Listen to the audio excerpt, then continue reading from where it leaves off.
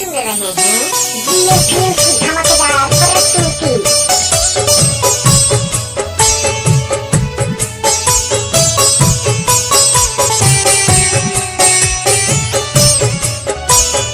This song mixed by Balram Studio.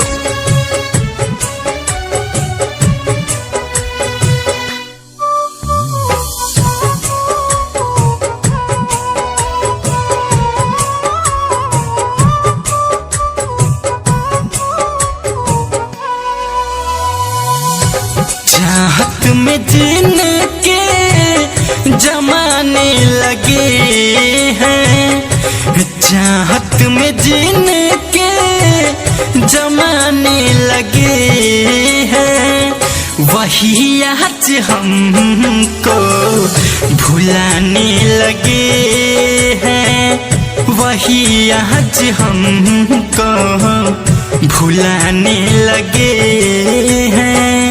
हंसाते थे जो अब रुलाने लगे हैं, हंसाते थे जो अब रुलाने लगे हैं, वही आज हमको भुलाने लगे हैं, वही आज हमको भुलाने लगे हैं।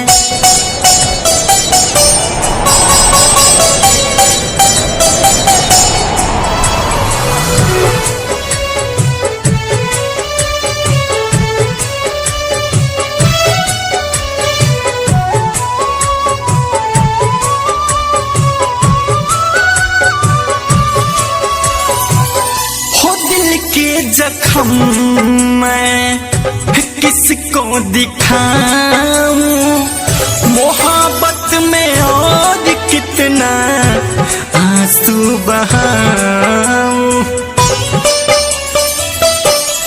हो दिल के जख्म मैं किसको दिखाऊं, मोहब्बत में और कितना आंसू बहाऊं।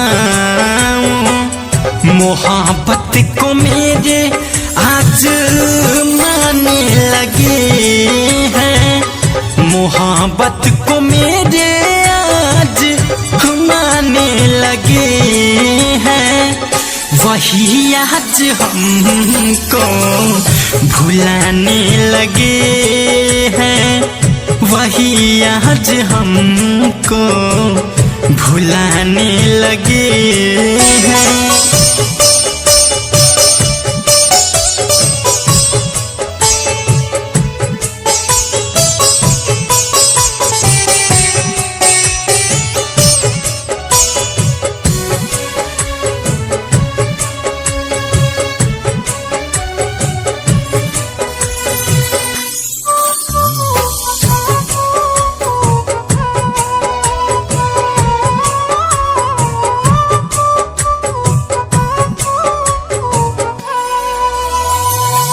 बाबा चंद्र मोहन के सपनों को तोड़ के बलराम टाइगर को चल गई छोड़ के।